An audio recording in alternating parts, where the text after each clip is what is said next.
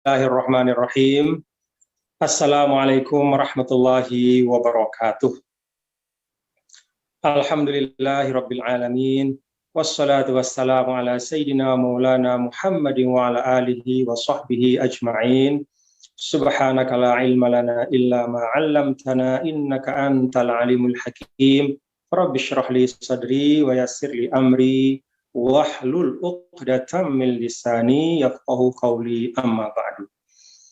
Yang saya hormati dan saya muliakan, tadi dipanggil ayahanda, saya juga panggil ayahanda.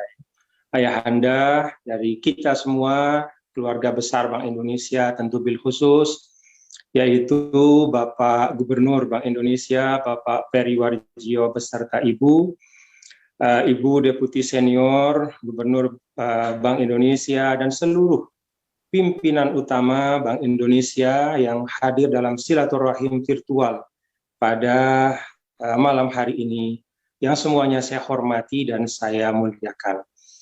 Bapak-bapak dan Ibu, keluarga besar Bank Indonesia dan hadirin hadirat sekalian yang dirahmati Allah Subhanahu wa Ta'ala. Pertama, tentu setelah syukur kepada Allah Subhanahu wa Ta'ala, pada malam hari ini kita diberi kesempatan untuk bersilaturahim pada malam yang baik, masih dalam bulan Syawal, malam 26 bulan Syawal 1442 Hijriah. Perkenankan saya untuk menyampaikan dari Lombok, dari Mataram, kepada Bapak Gubernur Bank Indonesia dan Ibu dan seluruh hadirin dan hadirat yang menjadi jamaah ya dari Majelis BI Religi pada malam hari ini, ucapan taqabbalallahu minna wa minkum shalihal a'mal. Semoga Allah Subhanahu wa Ta'ala menerima semua amal-amal baik kita, bil khusus amal yang kita telah ikhtiarkan pada bulan Ramadan yang lalu.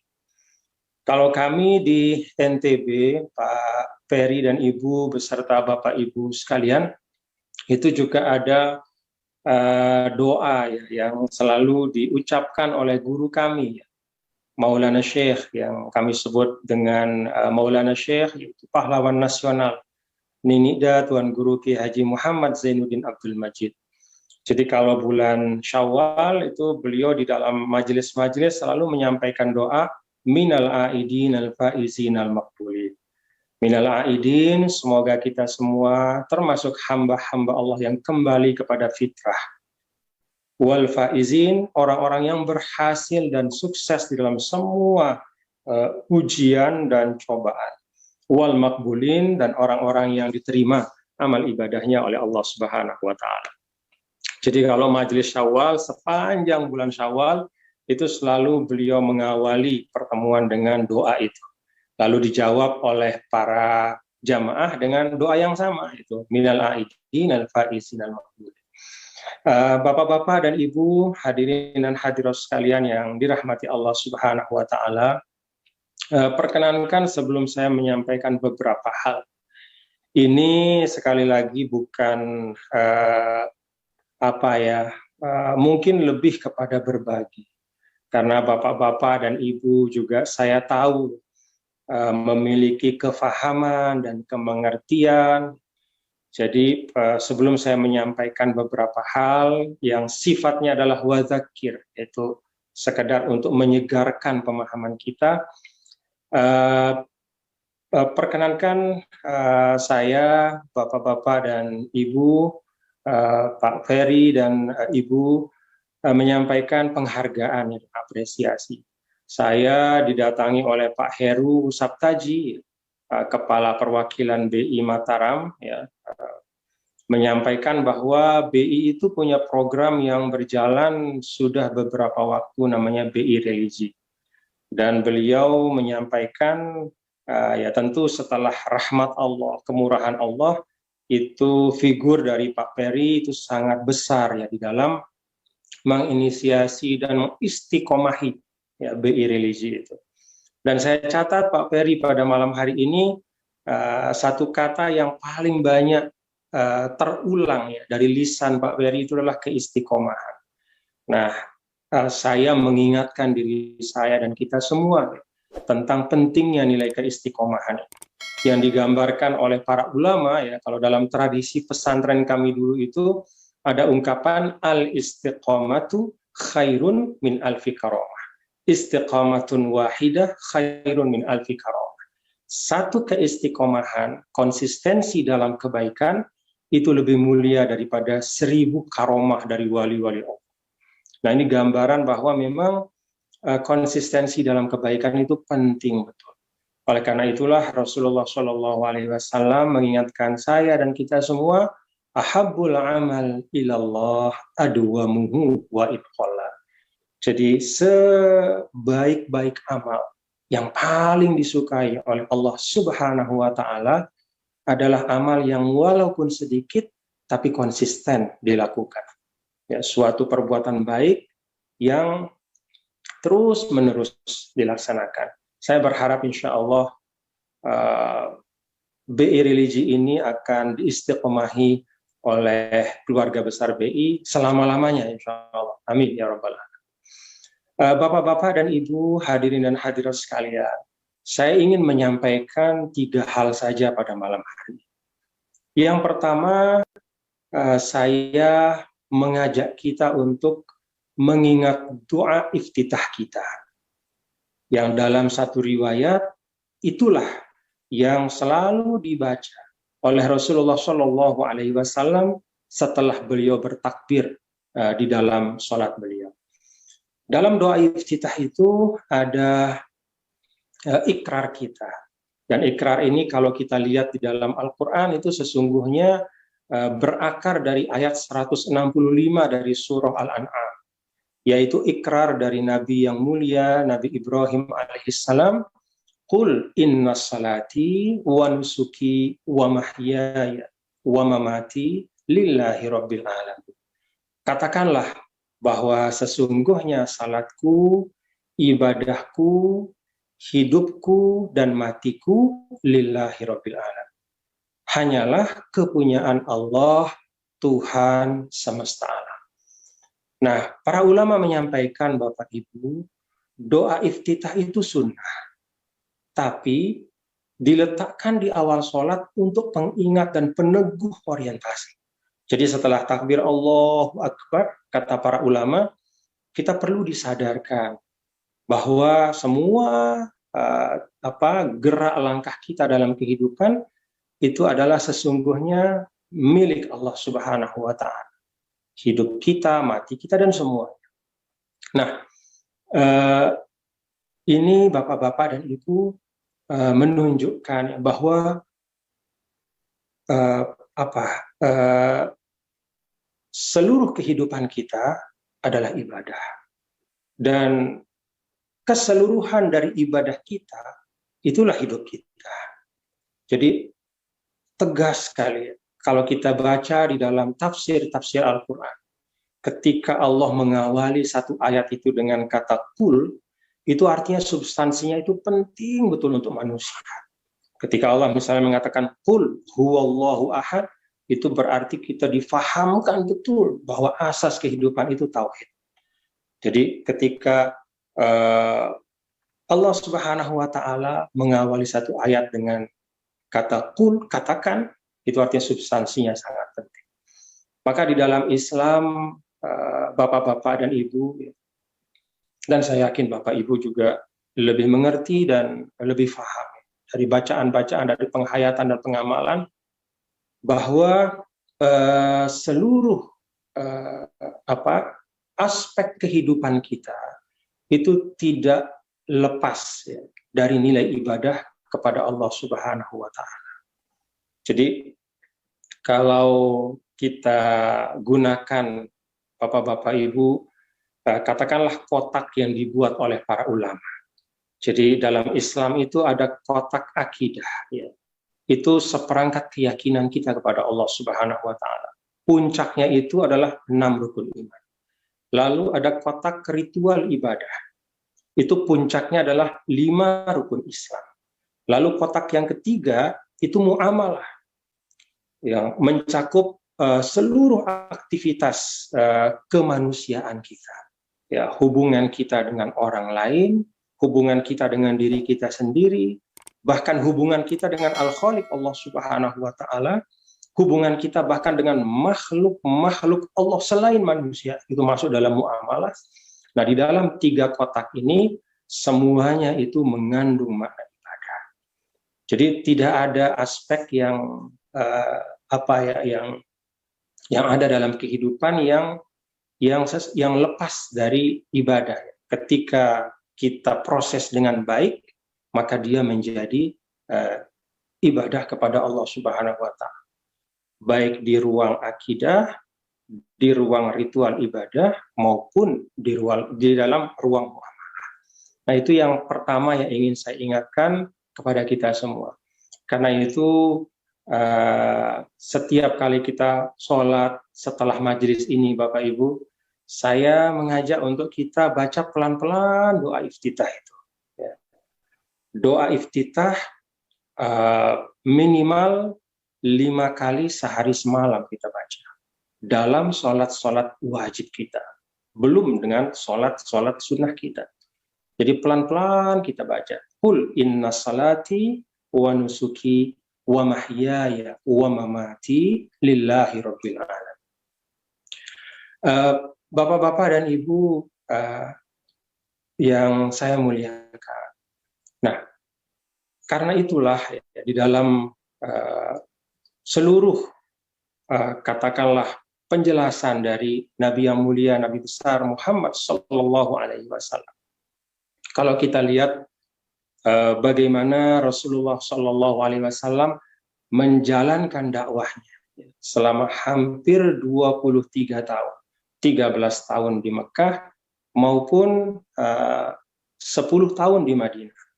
Kalau kita lihat dalam semua aktivitas Rasulullah Sallallahu Alaihi Wasallam, beliau selalu memuatkan nilai-nilai ibadah itu.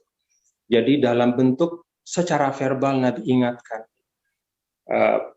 kepada para sahabat di dalam mengerjakan apapun, bahkan hal yang remeh sekalipun, bahkan hal yang katakanlah sifatnya biologis, sifatnya instinktif, tapi oleh Rasul Shallallahu Alaihi Wasallam itu kemudian dibahasakan dengan bahasa spiritual, dengan bahasa menjadi ibadah.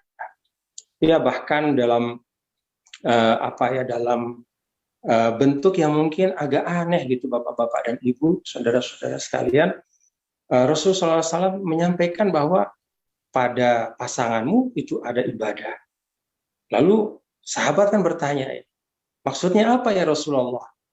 Kata Rasulullah SAW, ketika engkau meletakkan hawa nafsumu di tempat yang salah, bukankah itu maksiat? Kemudian sahabat mengiyakan. Lalu Rasulullah SAW sampaikan, sebaliknya, ketika engkau meletakkannya pada tempat yang baik, maka itu adalah ibadah. Jadi hal yang bahkan sesuatu yang sangat instinktif pun sekalipun, ketika seseorang sudah la ilaha illallah Muhammad Rasulullah, maka kemudian dia bisa menjadikan itu sebagai ibadah. Nah, itu yang menurut saya penting untuk saya ingat ya, Bapak-bapak dan ibu-ibu, saudara-saudara juga mengingat bahwa ikrar kita, keseluruhan dari kehidupan kita sesungguhnya harus bernilai ibadah kepada Allah Subhanahu wa Ta'ala. Yang kedua, saya ingin menyampaikan bahwa kalau kita lihat Bapak-bapak dan Ibu ya, di dalam Al-Quran, dalam hadis, ini meneguhkan yang pertama untuk memperkuat penegasan kita bahwa hidupku, matiku, salatku, ibadahku lillahi ta'ala.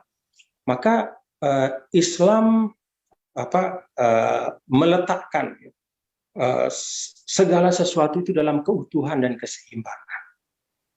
Karena itu seorang muslim yang baik, seorang yang abid ya, bimakna hu al-hakiki, orang yang ahli ibadah dalam maknanya yang utuh kata para ulama, itu ternyata bukan hanya orang yang lancar ritualnya. Bukan hanya orang yang katakanlah fasih zikirnya, tetapi juga orang yang mampu memakmurkan kehidupan dunia ini dengan cara-cara yang baik. Nah, Pak Peri, Ibu, Bapak-bapak, dan hadirin-hadirat sekalian, kalau kita lihat dari sekian banyak ayat-ayat yang mengandung doa dalam Al-Quran, baik doa dari Nabi Ibrahim atau bahkan Nabi Adam alaihissalam. Nabi Adam itu doanya, Rabbana zalamna anfusana wa illam taghfir lana wa tarhamna lanakunanna minal khasirin. Nabi Ibrahim bahkan lebih banyak lagi, dan mungkin Nabi yang paling banyak doanya yang dimuat dalam Al-Quran. Rabbi ij'alni muqimas shalah wa min dzurriyyati. Dan banyak lagi yang lain. Doa Nabi Musa, doa Nabi Syuaib, doa Nabi Saleh. Ternyata dari semua doa itu, kata para ulama, ada doa yang disebut dengan doa sapu jagat. Doa sapu jagat itu doa pada ayat 201 dari surah Al-Baqarah. Rabbana atina fid dunya hasanah wa fil akhirati hasanah wa qina azabannar. Ya Allah, berikanlah kami dalam hidup dunia ini kebaikan, dan berikanlah kami dalam hidup akhirat nanti kebaikan, dan lindungilah kami dari api neraka. Dulu ada sahabat, usianya paling panjang. Jadi sahabat-sahabat yang lain sudah meninggal, dia masih hidup gitu. Namanya Anas bin Malik. Karena dia sahabat yang tersisa, maka generasi setelah sahabat yang namanya tabi'in itu beramai-ramai datang ke beliau. Ya, kalau bahasa kita tabarukan, ya, ngalap berkah. Ini mumpung ada sahabat Nabi masih hidup yang tersisa, yuk kita datangi, kita minta doa. Maka beliau itu nggak pernah sepi rumahnya. Jadi semua orang yang punya hajat, entah dalam masalah keluarga, bisnis, atau apapun, itu datang kepada Sayyidina Anas bin Malik. Anehnya Bapak Ibu, semua yang datang dengan 1001 masalah, itu didoakan dengan doa yang sama. Jadi doanya pakai doa 201 ini, doa sapu jagat. Rabbana atina fid dunya hasanah wa fil akhirati hasanah wa qina azabannar. Ada yang nanya kemudian, Syekh gitu kira-kira ya, Kiai gitu, emang nggak ada doa yang lain? Kok masalah rezeki doanya itu, masalah berantem sama tetangga lah katakan, masalah pekerjaan, masalah segala macam, kok doanya sama? Apa kata Sayyidina Anas bin Malik kepada muridnya itu? Memangnya ada? Ya. Apakah ada yang lebih mulia lagi dari doa? Doa mendapatkan keutuhan kebahagiaan. Apakah ada yang kita minta yang lebih dari selamat di dunia, selamat di akhirat, dan dilindungi dari api neraka? Dan ingat muridku, nah ini saya garis bawahi ungkapan dari Anas bin Malik, bahwa doa ini mencerminkan keutuhan, keseimbangan, dan kesempurnaan Islam. Nah, dengan kata lain, Sayyidina Anas bin Malik ingin menyampaikan kepada kita bahwa doa sapu jagat ini memberikan kepada kita dua tanggung jawab yang sama-sama pentingnya, memakmurkan kehidupan dunia dan berikhtiar dengan itu untuk mendapatkan keselamatan dalam kehidupan setelah dunia, kehidupan di akhirat. Nah, karena itulah Bapak-bapak dan Ibu, keseimbangan dan keutuhan ini selalu menjadi perhatian di dalam seluruh aspek ajaran Islam. Nah, al-abid ya bimaknahul hakiki, kata para ulama, ahli ibadah dalam maknanya yang hakiki tidak hanya orang yang memastikan ibadah mahdhohnya, ritualnya berjalan dengan baik, tapi juga mengerjakan tugas-tugas kekhalifahannya, memakmurkan bumi Allah ini dengan sebaik-baiknya. Nah, hal yang ketiga yang terakhir yang ingin saya sampaikan, lalu bagaimana? Ya? Kalau yang pertama tadi Allah meminta kita untuk kul, katakanlah, dan itu kita katakan minimal 5 kali sehari dalam iftitah kita. Kita sudah katakan dengan keyakinan tentu, inna sholati wa nusuki wa mahyaya wa mamati lillahi rabbil alamin. Lalu bagaimana operasionalisasinya? Bagaimana menyelaraskan, kalau dalam bahasa tajuk kita malam hari ini, antara bekerja dan beribadah? Apa sih yang mesti kita lakukan? Supaya kerja kita itu juga adalah ibadah. Supaya ibadah kita itu juga adalah kerja kita. Nah, ulama menyampaikan itu ada 4 hal yang mesti, katakanlah mesti terpenuhi. Mesti kita indahkan, kita perhatikan. Pertama, niat yang baik. Jadi untuk menjadikan kerja kita menjadi ibadah, itu pastikan kita memulainya dengan niat yang baik. Kata ulama, an-niyatu nisful amal. Niat itu separuh dari amal. Bahkan dalam ungkapan yang lain, an-niyatu tajul amal. Niat itu mahkotanya amal. Niat itu mahkotanya amal. Jadi niat itu tidak hanya mempengaruhi kualitas amal kita, tapi juga status dari amal kita itu.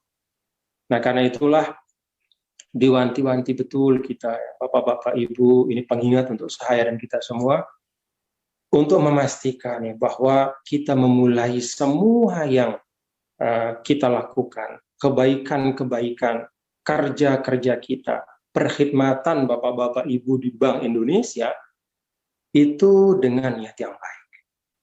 Nah, dengan niat yang baik, sesuatu yang biasa-biasa itu jadi mulia. Sebaliknya juga untuk sebaliknya. Nah, karena itu Nabi mewanti-wanti, kam min amalin yutasawwaru min a'malil akhirah tasiru min a'malid dunia. Bisu ini ya. Banyak sekali perbuatan yang dipersepsikan atau yang lahiriahnya itu ritual, mulia, ya. Tapi akhirnya hanya kerja dunia saja, capeknya di dunia saja. Kenapa? Niatnya salah. Nah, sebaliknya, wa kam min amalin yutasawwar min a'malid dunya tasiru min a'malil akhirah bi husni niyah. Betapa banyaknya perbuatan yang dipersepsikan, ya, kerja-kerja profan, kerja-kerja duniawi, tapi dia kemudian menjadi ibadah yang mulia ketika dia dilandasi atau dimulai dengan niat yang baik. Nah, jadi ini hal yang pertama untuk mengkoneksikan antara kerja kita dengan ibadah. Kerja sama dengan ibadah. Pertama dengan niat yang baik. Yang kedua, substansi yang kita kerjakan itu juga adalah kebaikan. Nah, apa sih substansi yang baik kalau dalam Islam? Nah, salah satu yang sering disampaikan oleh guru-guru kita, ya, termasuk guru saya dulu ketika di Al-Azhar, adalah bahwa pastikan apa yang kamu lakukan Muhammad, itu saya dipanggil dulu Muhammad, pastikan apa yang kamu lakukan Muhammad itu mengakar pada maqasid syariah. Jadi kerja-kerja itu, kita itu mengakar, ya, dari maqasid syariah. Apa maqasid syariah? 5 hal yang paling dipentingkan dalam Islam. Memelihara agama, memelihara jiwa, memelihara kehormatan, memelihara akal pikiran, dan memelihara harta.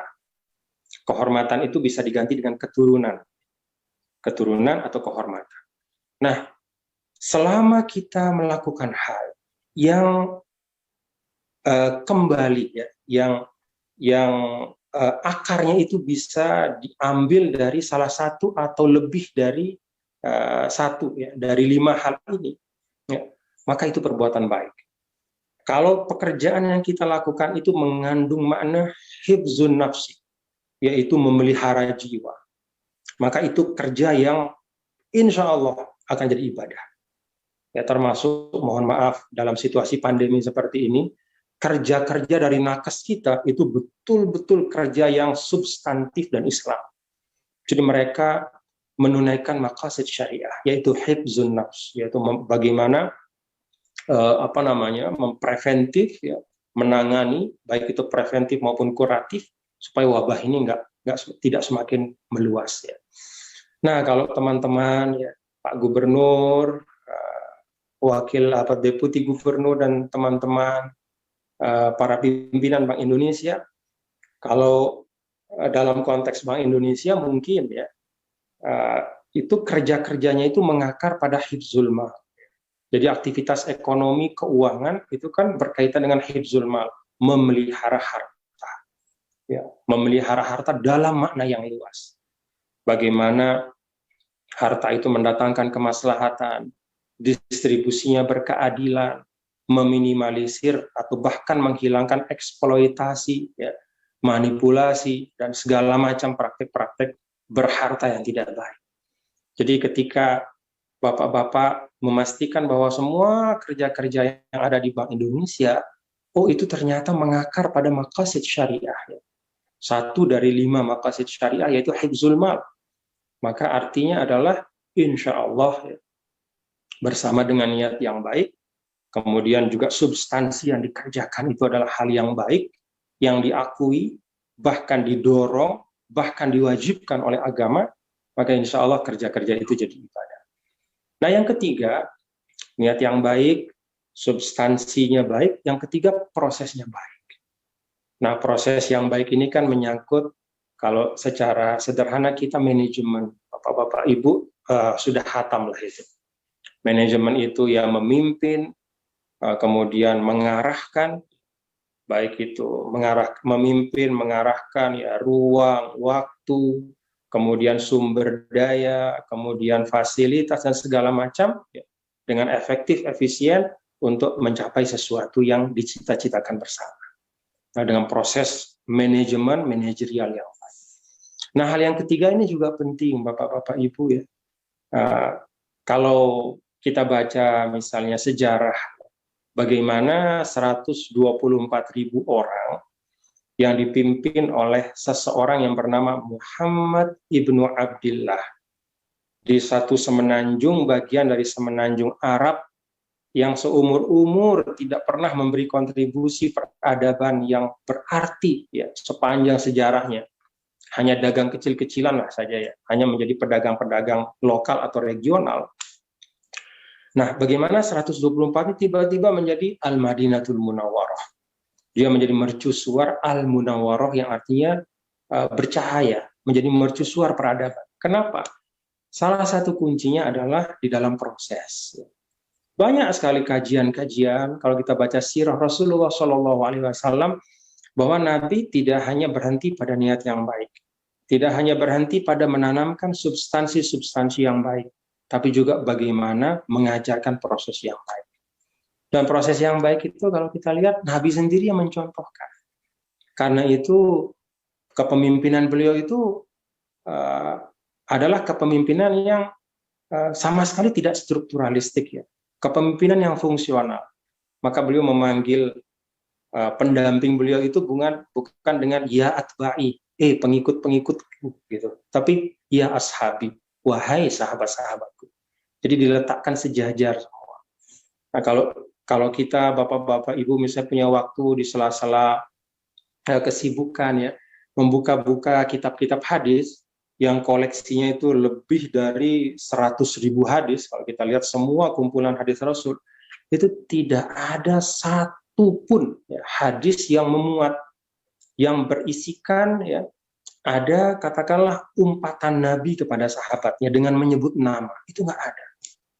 Padahal sahabat-sahabat Rasul itu kan macam-macam Bapak Ibu. Ada yang katakanlah yang komit, ada juga yang nakal dalam tanda kutip, ada yang malas, ada macam-macam.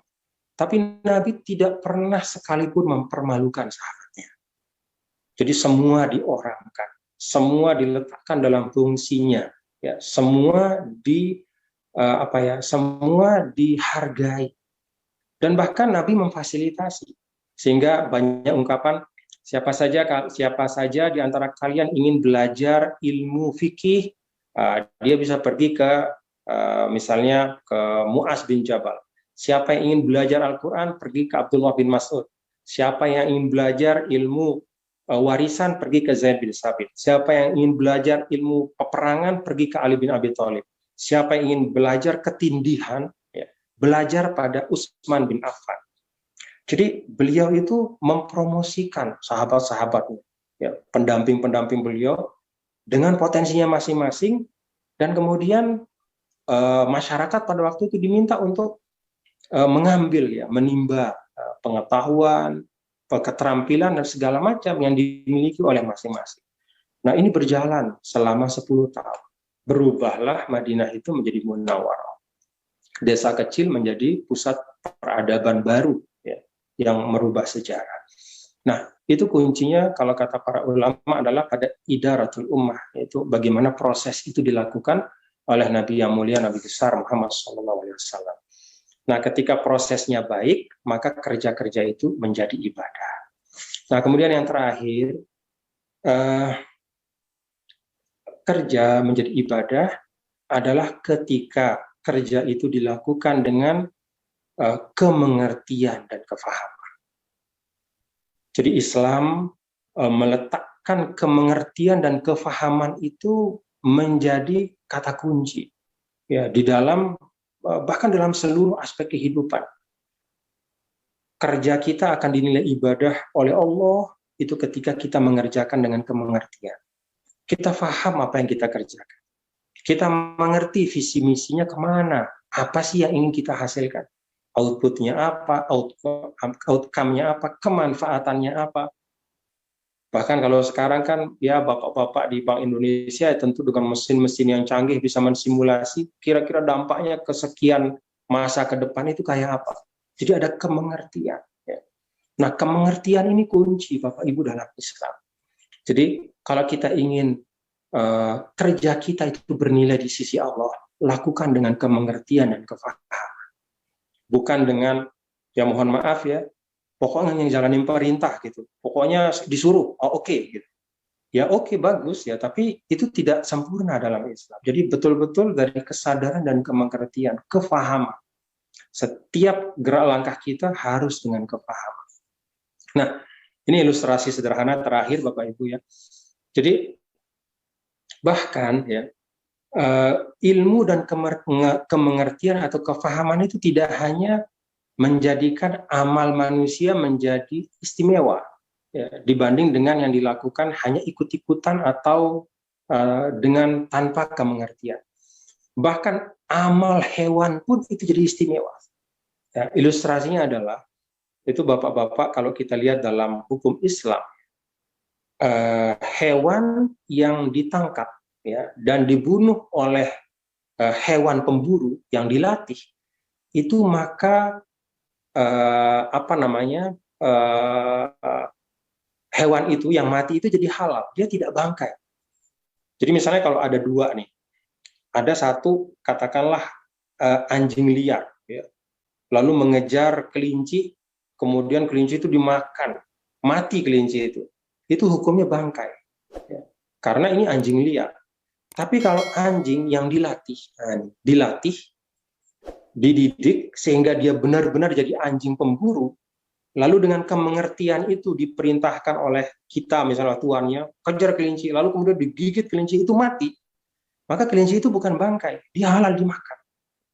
Coba kita renungkan Bapak-Bapak. Kemengertian itu merubah status dari suatu perbuatan. Ya ini sama-sama, mohon maaf, sama-sama kalau kasat matanya kan sama-sama bangkai. Sama-sama hewannya mati. Lalu yang bunuh juga sama-sama anjing. Tapi yang satu anjingnya adalah anjing liar. Ya, tapi yang satu yang membunuh ya memang dia bunuh saja ya. Mungkin buat dia makan sendiri. Maka yang dia bunuh itu bangkai, tidak boleh kita sentuh. Ya, tidak boleh kita makan. Tapi yang satu ini anjing yang memang kita latih menjadi anjing pemburu, dilepas, dia bunuh ya dengan kemengertian, memang dia diperintah dan dia mengerti, dia tidak makan, dia cuma bunuh saja. Mati, maka hewan itu halal dimakan. Nah, itu rumusan dalam Islam. Artinya apa? Kemengertian, kefahaman itu bisa merubah ya, status dari suatu amal dan menentukan mana amal yang kemudian katakanlah amal yang lebih baik, amal yang lebih bernilai dan diakui ya di dalam Islam. Nah, jadi ini 4 hal yang diungkapkan oleh para ulama ya, bagaimana kerja-kerja kita bapak-bapak di BI ya, kerja yang sangat penting untuk negara, bagaimana kemudian dia menjadi ibadah juga. Jadi sebanyak-banyak Bapak bekerja itu sebanyak-banyak jadi ibadah. Dengan niat yang baik, dengan substansi yang baik, dengan proses yang baik, dan dilakukan dengan kemengertian dan kepahaman. Mudah-mudahan apa yang saya sampaikan ada manfaatnya untuk saya, terutama mengingatkan diri saya, dan juga untuk keluarga besar BI Religi. Terima kasih. Kalau memang masih ada sisa waktu, kita bisa sedikit berdiskusi. Mohon maaf kalau ada kekurangan. Sukses dan berkah untuk keluarga besar BI. Assalamualaikum warahmatullahi wabarakatuh.